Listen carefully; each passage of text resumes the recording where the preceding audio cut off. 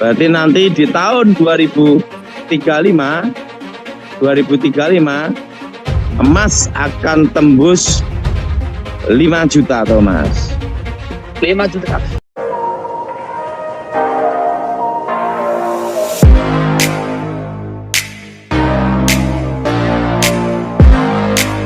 Shalom sahabat John Pregado, senang sekali bisa bertemu kembali dengan sahabat di channel ini. Terima kasih sahabat sudah setia mengikuti channel ini sampai hari ini. Saya berdoa kepada Tuhan, kiranya Tuhanlah yang membalas dan memberkati kita semua. Ya Pak Daud, ada yang mau dibagikan lebih lagi tentang kemarin Pak Daud membahas bahwa 2026 itu puncak. Jadi gini Thomas, nanti saya kasih masukan ke Thomas, rentang 5 tahun dari tahun 2025, rentang tahun 2025 sampai tahun 2030, nanti emas akan programnya naik turun ada di 3.250.000. 3.250.000, tinggi sekali Pak Daud ya. Iya. Nah setelah itu di 2035, nanti emas akan masuk ke 5 juta per gramnya. Luar biasa ya Pak Daud. Nah karena 7-8 tahun lagi ada namanya mosi tidak percaya terhadap US dollar. Wah, ada mosi tidak percaya terhadap US dollar Pak Daud ya. Iya. Karena ada mosi tidak percaya kepada US dollar. Oke, terus? Dan semua negara, terutama negara Rusia, Cina, pokoknya negara-negara yang maju akan kembali masuk ke cadangan emas sebagai standar cadangan. Standar. Yes. Itu di tahun 2035. 2035 ya. Jadi kamu beli emas dari sekarang Pak Daud ya. Tapi kan perlu dipertimbangkan semuanya, Thomas. Iya, kenapa Pak Daud? Ngerti Thomas? Ngerti Pak Daud. Berarti nanti di tahun 2035 emas akan tembus 5 juta, Thomas. 5 juta. Pak Daud kalau boleh kasih sedikit gambaran sebagai orang awam, Pak Daud bisa dapat nilai prediksi 5 juta dari mana Pak? Apakah hikmat Tuhan atau prediksi matematika Pak Daud atau gimana Pak? Supaya ini ada 2 Thomas. Ada 2. Yang pertama Pak Daud, hikmat Tuhan. Hikmat Tuhan ya, sampai Pak Daud bisa mengerti bahwa 2035 harga emas sampai tembus 5 juta. Karena mosi tidak percaya. Karena mosi tidak percaya. Tapi gini Pak, hebat ya. Tuhan Yesus sampai sedetilnya Pak kasih Pak Daud sebagai posnya Tuhan, baca beritanya Tuhan sampai emas 5 juta Pak Daud ya. Hebat, luar biasa Tuhan kita ya. Itu di 2035. 2035. Oke. Yang kedua Pak Karena Daud, semua akan kembali ke cadangan emas. Cadangan emas ya Pak Daud. Semua akan kembali kemana di saat Thomas? emas, cadangan emas. Iya. Di saat Semua emas 5 juta pada di tahun 2035, harga tembakau berapa Pak? Pokoknya nanti harga perak ya Thomas ya. Harga perak itu sama emas selisih 5-10, di atas 5, di bawah 10%. Itu dari harga 5 perak. dan di bawah 10%. Dari harga perak Pak Daud ya. Siap. Dari harga emas. Harga emas ya. Jadi kalau emas 5 juta, perak kira-kira ya hampir 500.000 atau 400.000 per gramnya. Wow, per gramnya ya. Nah, Dan nanti saham yang banyak blue chip nanti adalah berhubungan dengan perak tembaga. Oh, iya Pak Daud. Apa tuh Mas? Ya, ada hubungan dengan blue chip, Mas, dan tembaga akan naik Pak Daud ya. Iya. Gimana pandangan saya Thomas? Iya. Luar biasa Pak Daud, memberikan pengetahuan bagi kita semua khalayak umum Pak Daud. Jadi ya, cuma saya masih berpikir, wah harga emas perak nanti pokoknya di atas 5%, di bawah 10% dari harga emas. Oh, berarti itu naik Pak Daud ya. Pandangan saya Thomas. Siapa Daud? Nah, gimana pendapat saya Thomas? Luar biasa Pak Daud, sangat luar biasa Pak Daud. Saya kemarin diberitahu seseorang ya Thomas ya. Iya. Memberitahu katanya banyak pengusaha termasuk konglomerat yang ada di Indonesia itu kalau mau mengambil suatu keputusan kebijakan lihat TikTok saya Thomas. Saya sama Thomas. Nggak masuk YouTube. Gimana Thomas? Iya Pak Daud. TikTok kita Pak Daud itu diserbu banyak Pak. Jadi berkat banyak orang Pak Daud.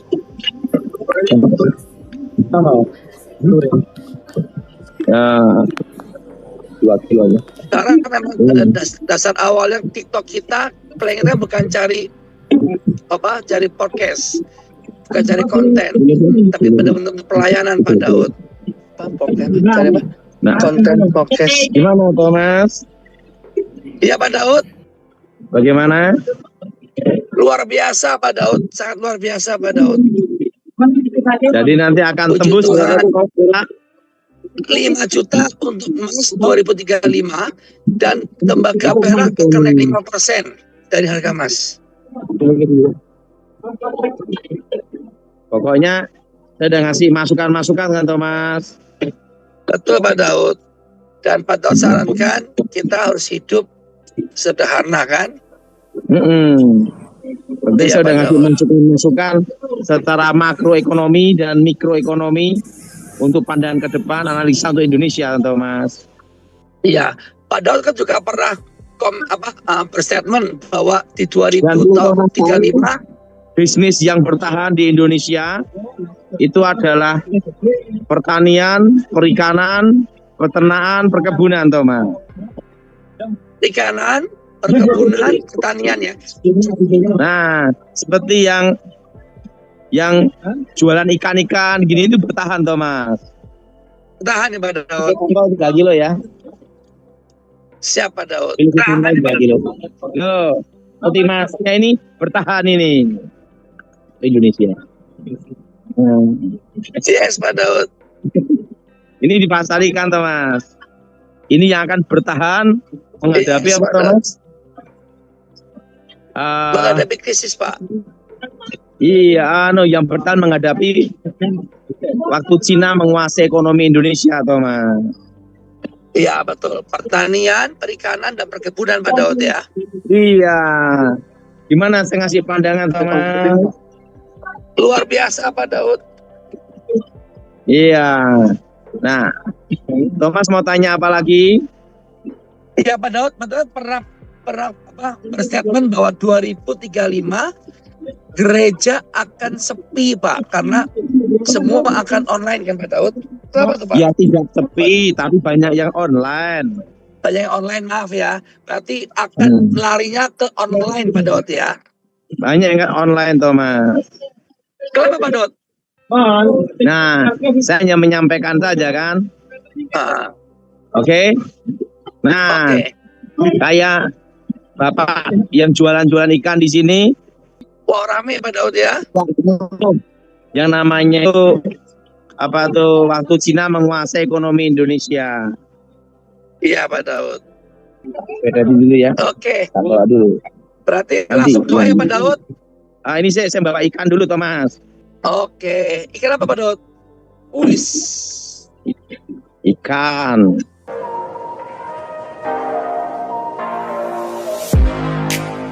Terima kasih sahabat sudah menyaksikan tayangan kami hari ini. Saya percaya kita pasti diberkati. Apabila kita diberkati dengan tayangan hari ini, marilah kita dengan murah hati share video ini kepada teman-teman kita yang lain, agar mereka juga diberkati. Firman Tuhan mengatakan, diberkati untuk memberkati, sehingga nama Tuhan dipermuliakan dan namanya diagungkan. Sahabat, banyak sekali pelajaran yang kita bisa ambil dari tayangan hari ini. Marilah catat poin-poin yang telah disampaikan, kita simpan dalam hati dan kita aplikasikan dalam kehidupan sehari-hari. Setiap kita pasti akan bertemu di yang namanya masalah. Kita tidak perlu undang masalah, tetapi dia sendiri akan menghampiri kita dengan maksud menguji iman kita, apakah kita tahan uji dan tetap mengandalkan Tuhan atau tidak. Tetapi apabila kita menang atas masalah itu, maka kita juga akan mendapat pujian dari Sang Pencipta. Karena kita tahan uji dan terus mengandalkan Tuhan, tidak hanya dapat pujian, dapat mahkota juga. Mahkota abadi karena kita setia dan tetap kuat dalam Tuhan.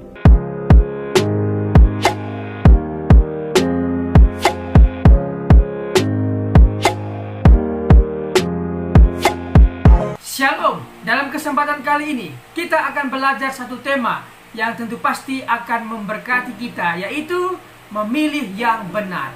Orang percaya pasti memilih yang benar, memilih kegiatan pekerjaan yang benar, yang menguntungkan dirinya di masa depan. Apabila hari libur, apakah yang akan kita lakukan? Apakah kita bermain game sepanjang hari dan membuka aplikasi main game sepanjang hari? Apakah itu yang akan kita lakukan? Orang percaya pasti menggunakan waktu yang sangat bijak. Bisa belajar, bisa beristirahat, dan juga bisa membantu orang tua. Jadi sekali lagi, orang percaya pasti menggunakan waktu sebaik-baiknya. Dia belajar, dia juga beristirahat, dan dia juga membantu orang tua, membantu orang-orang di sekitarnya. Sekali lagi, orang percaya pasti memilih yang benar. Ingat, 3B. Yang pertama adalah belajar, bekerja, dan beribadah. Ingat hal ini, ingatlah selalu belajar, ingatlah selalu bekerja, dan beribadah kepada Tuhan kita, Yesus Kristus. Sekali lagi kita akan belajar tentang tema memilih yang benar. Kita belajar dari tokoh satu Perjanjian Lama, satunya Perjanjian Baru. Kita mulai saja belajar dari tokoh Perjanjian Lama, yaitu Nuh. Kita akan belajar dari seorang tokoh yang bernama Nuh. Hal-hal apa yang akan kita pelajari? Mari kita dalami. Kejadian 6-10. Tetapi kita fokus di Kejadian 6 ayat 5-8. Mari kita baca firman Tuhan. Ketika dilihat Tuhan bahwa kejahatan manusia besar di bumi dan bahwa segala kecenderungan hatinya selalu membuahkan kejahatan semata-mata, maka menyesallah Tuhan bahwa ia telah menjadikan manusia di bumi dan hal itu memilukan hatinya.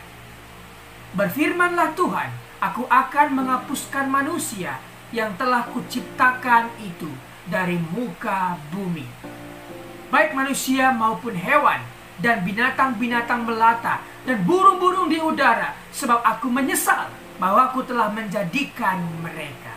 Tetapi Nuh mendapat kasih karunia di mata Tuhan. Mari kita pelan-pelan mempelajari ayat ini. Pertama, ketika dilihat Tuhan dari sorga, Tuhan melihat ke bumi dan dia melihat dan mendapati kejahatan manusia besar di bumi dan bahwa segala kecenderungan hati manusia selalu membuahkan kejahatan semata-mata. Di sini kita tahu bahwa alasan Tuhan marah itu karena ulah manusia. Kita lihat ulah manusia ini mengakibatkan hal apa saja. Pertama, Tuhan menyesal ya karena ulah manusia itu, sehingga lingkungan sekitar, yaitu hewan, binatang-binatang juga mendapat hukuman dari Tuhan. Jadi dari ayat ini kita bisa tahu bahwa Tuhan menyesal karena ulah manusia, dan dampak dari itu hewan-hewan pun mendapat resiko, mendapat konsekuensinya dari perbuatan manusia. Ketika kita membuang sampah sembarangan, apa yang terjadi? Tentunya pencemaran air. Binatang yang hidup di air tercemar, dan hewan-hewan atau binatang yang hidup di air bisa mati karena ulah manusia membuang sampah sembarangan. Jadi marilah kita menjaga lingkungan kita sebaik-baik mungkin. Baca ayat 7 ya. Berfirmanlah Tuhan, aku akan menghapuskan manusia yang telah kuciptakan itu dari muka bumi, baik manusia maupun hewan, dan binatang-binatang melata, dan burung-burung di udara, sebab aku menyesal bahwa aku telah menjadikan mereka. Tuhan menyesal karena manusia, karena itu hewan pun kena dampaknya. Tetapi Nuh mendapat kasih karunia. Mengapa Nuh mendapat kasih karunia? Mari kita dalami. Siapa Nuh? Nuh adalah orang yang benar di mata Tuhan. Ingat, orang benar belum tentu benar di mata Tuhan.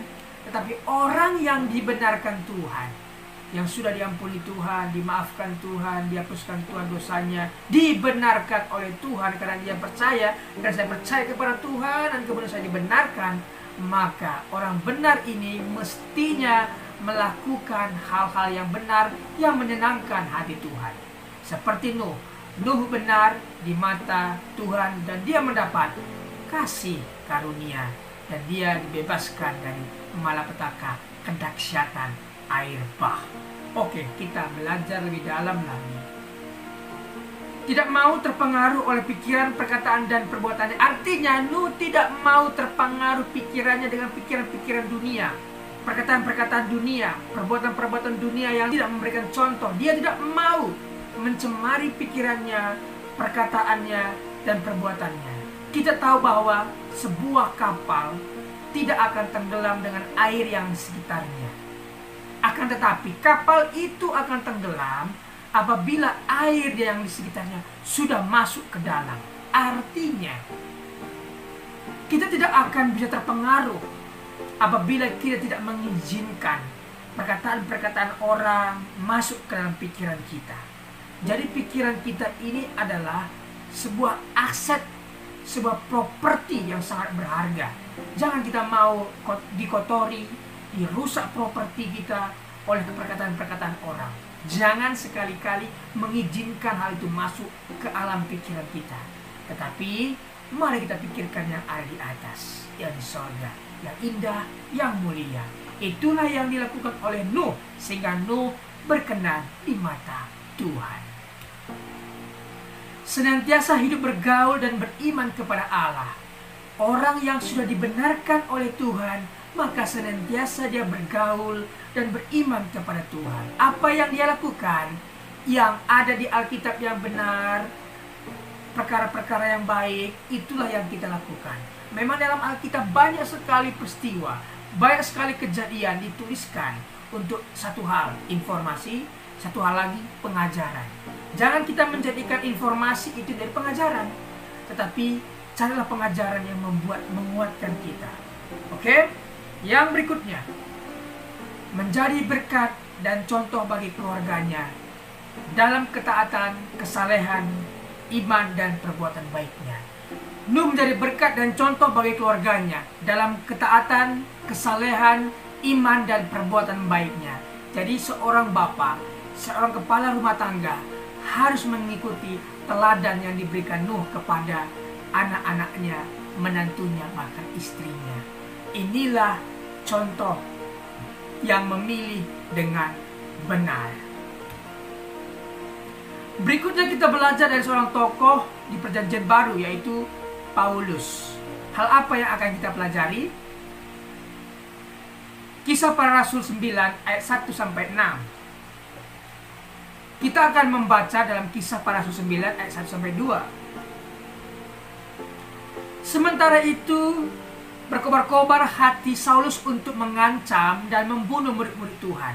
Ia menghadap imam besar dan meminta surat kuasa daripadanya untuk dibawa kepada majelis-majelis Yahudi di Damsyik, supaya jika ia menemukan laki-laki atau perempuan yang mengikuti jalan Tuhan, ia menangkap mereka dan membawa mereka ke Yerusalem. Siapa Paulus? Paulus memiliki doktrin yang begitu keras. Ajarannya menyakiti orang lain adalah salah.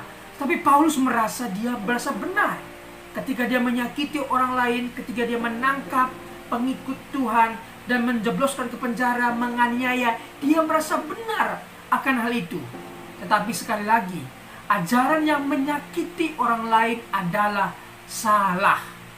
Tuhan tidak pernah mengajarkan, bahkan agama-agama di dunia tidak pernah mengajarkan menyakiti orang lain adalah benar. Tidak.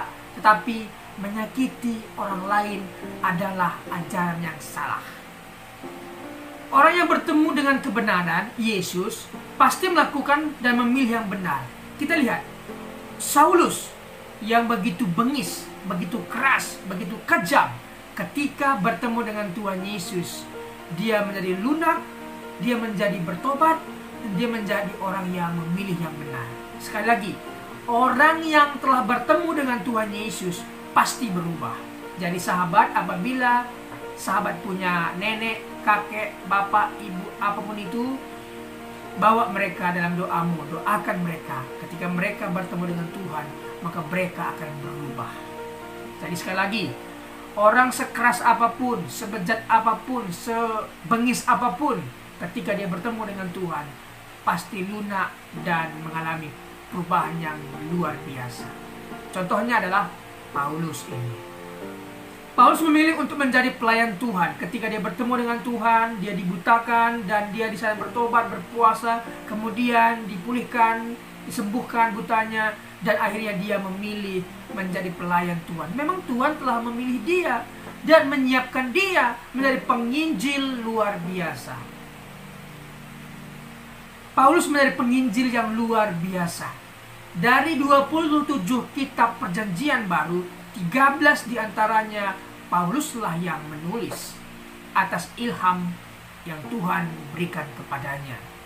Jadi sahabat, orang yang telah dipilih Tuhan pasti memilih yang benar. Orang yang dibenarkan Tuhan pasti melakukan hal-hal yang benar yang tentunya menyenangkan hati Tuhan. Terima kasih sudah mengikuti pengajaran hari ini. Hari ini kita belajar dari seorang tokoh bernama Nuh dan juga Paulus. Terima kasih. Apabila ada komentar, pendapat yang berbeda dengan apa yang saya sampaikan, boleh tinggalkan komentar di bawah video ini. Terima kasih. Tuhan Yesus memberkati. Mari kita berdoa. Bapa, terima kasih buat kebenaran firman Tuhan, kesaksian hidup bersama Tuhan yang telah dibagikan. Sungguh kami diberkati. Berkatilah para pembicara hari ini. Berkati pendengar setia John Pregador. Terima kasih Tuhan. Demi nama Tuhan Yesus. Amin.